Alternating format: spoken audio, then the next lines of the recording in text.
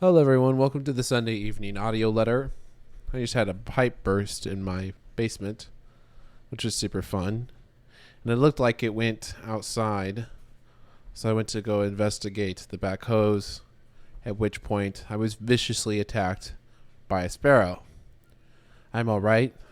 If you're not familiar, that's a bird about the size of a hand. But it was dark, and it could have been an eagle for all I'd known. And I freaked out and ran inside like a little girl. Anyways, let's kind of talk about this market. So for economic data points this week, we got a bunch of speeches on Monday. I expect these to be pretty hawkish. And we have some consumer inflation expectations. These really haven't had a big impact so far, but these speeches might. Big names here: Bolstick, Bowman, Evans. Some very dovish, hawkish, dovish. So these have had big market impacts. I don't know. At this point, it's probably more the same that we've heard before. Tuesday is going to be a big deal. We have our core inflation rate. Kind of worried about that. And I have puts heading into this week because of it. I expect this to most likely beat the consensus, although we're seeing here that consensus is already at 8.5%. Forecast at 8.3%. So the market, the analysts have adjusted in some way to a higher number. For reference, previous was 7.9%. Now the thing here is a lot of hedge funds were expecting March to kind of be the peak of inflation, and that isn't really what's playing out right now. So we'll have to wait and see how that is on Tuesday, and then afterwards we have one of our more hawkish Fed members, Bernard, who likely will react pretty hawkishly to whatever that news is. So if we don't get an immediate bad reaction on the core inflation rate, we'll probably then get it at 11:10 when Bernard steps up to speak. Wednesday, we have our PPI for March, core PPI. It's not going to be as important as the inflation, but once we get that number, we should know what the next number is. On Thursday, we get our retail sales month over month, and this will be a big deal. And actually, it looks like we have a strong consensus at 0.6%, but forecast is 0.4%. So that's interesting. Market want to see this maintain strong to kind of build into that case that the economy can handle some tightening from the Fed when most people are saying that it should start to slow. Although, like we said before, we kind of expect that slowing to occur later in the summer. We've got some initial jobless claims. These have been solid. Looks like the market is expecting slightly more than previous. Remember, if there's strength here, that's actually a bearish sign. At 9 a.m. on Wednesday, we also have the Michigan consumer sentiment, which is a useful data point because it'll give us some sort of reference for what the average consumer is expecting. If consumers get really bearish, they stop buying less. It becomes a self-fulfilling prophecy on a slowing economy. So it's good to keep in mind how that data turns out. Then looking at Friday, manufacturing index, industrial production, net long-term TIC flows. Yeah, this isn't going to be major impact. So our big days are going to be Tuesday, and then Monday we actually might get some movement out of all these speeches, but it might be more of the same. So it looks like Tuesday and Wednesday are going to be our big days. And I'm going to want to see some moves here from those two.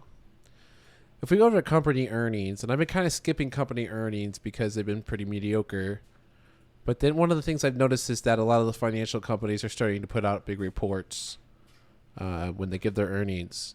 Goldman did.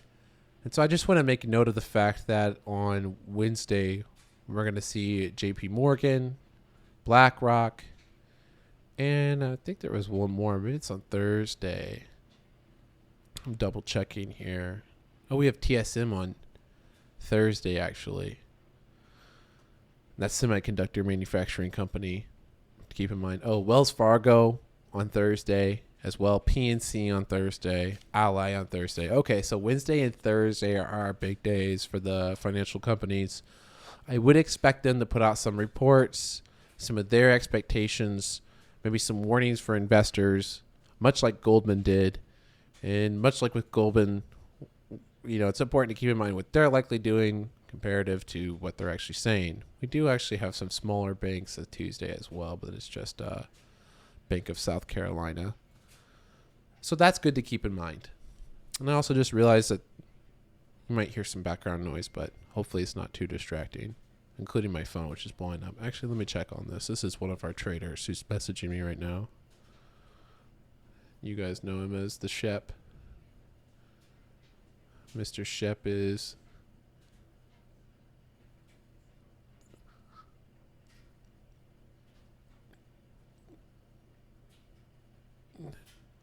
well, in the future, actually, we're going to have another trader join us for these. And he was going to join for this one, but we've done such a weird hour, and he's actually on vacation right now. Had joined the week on the lake. And so that should be fun. Hopefully everyone enjoys that, having another voice in here, another perspective on everything going on. So that's about what I'm looking at for this week. We're going to keep this a little bit shorter than usual. If you're looking for any charting, make sure you tune into the video that we put out on Friday, and then look for a pretty cool video series to start this week that will also be public. And those should be a lot of fun. I put a lot of work into those. And I'll probably post this to the newsletter, but I'm just kind of letting that fizzle out. We had a lot of the subscribers leave, and after I made the first announcement about it. And so there's a bunch of free subscribers, but most people have transitioned completely over the Discord anyways. Some people have personally reached out to me for more information on how to use the Discord. So if you're one of those people, hopefully you're navigating that well.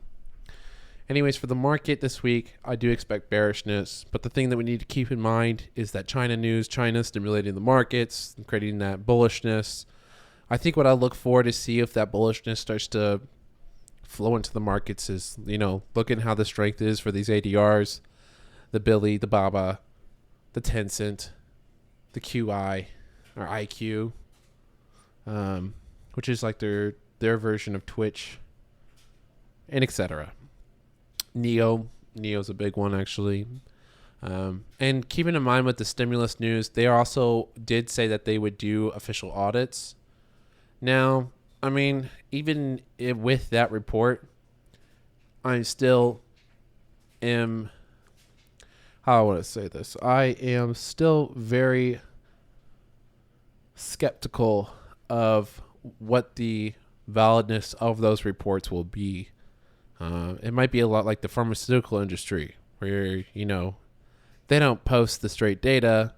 They give you their analysis of the data. So you don't see all the data points. You see their favorite data points. And that's not universal for all the drug companies. But that's Pfizer's favorite move. Not to sound too political, but, I mean, that's literally how that goes. This is very commonly known amongst all researchers. So that's one of the things I'm concerned. That's one of the things that I find concerning, if I can put my words together in a way that actually makes sense. And that's kind of what I'm thinking about when it comes to China. I don't expect them to just go full transparent honesty.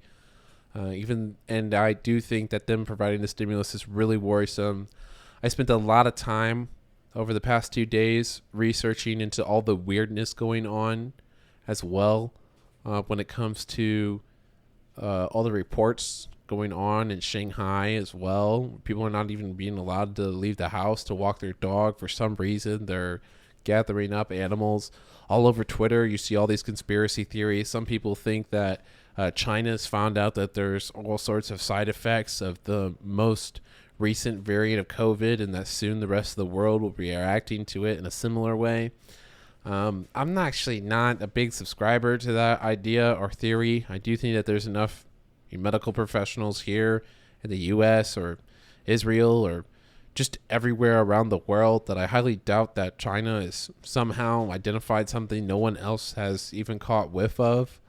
But, that's some of the conspiracies that are roaming around. There's just too many minds that have been completely saturated in that.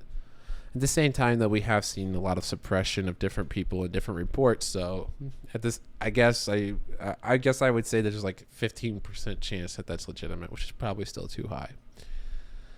So that's what I'm thinking about for this week.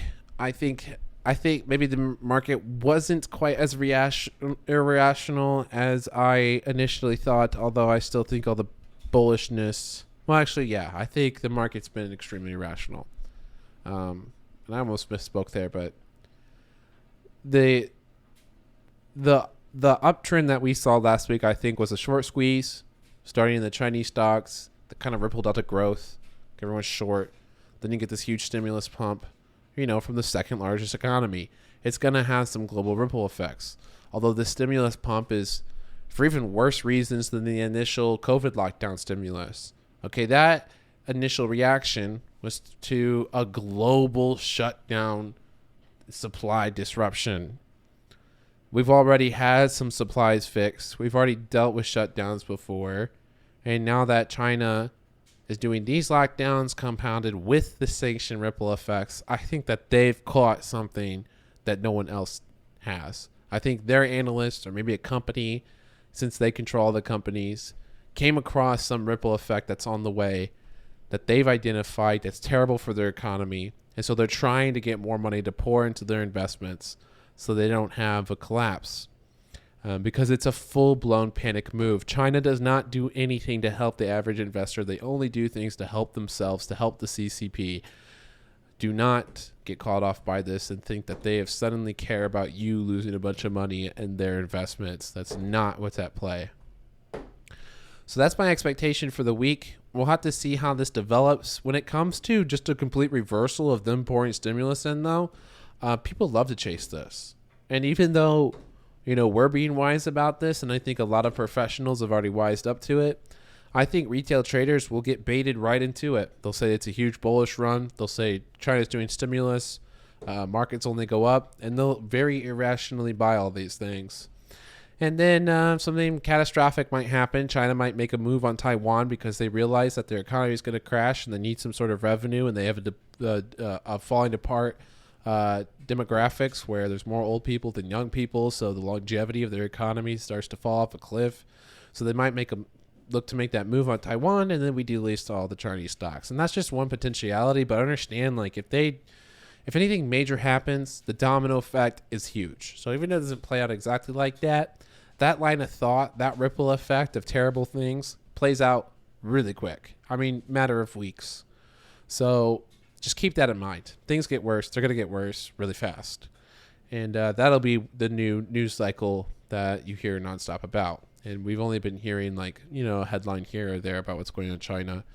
As far as Russia-Ukraine goes, Russia is stepping up for the next phase of this invasion. And so, we're far from seeing the end of this, in my opinion. Although, how impactful would it be on headlines? We're just going to need to wait and see. It seems like we've become sort of numb to it. And obviously, the average attention span of the U.S. investor is, that of a goldfish. So it seems like already background news to them. They think everything's about the Fed, which it is. But the Fed's reacting to the macro environment, the global geopolitical environment. And it's good to keep in mind that Shanghai being on lockdowns also negatively affects us. And, we're getting reports of starvation and stuff. But we kind of spoke onto that already. But the ripple effects from the sanctions, how it's hitting everyone. So, out of all of that, super hard to be bullish in the short term, except for the knowledge that markets can irrationally go up.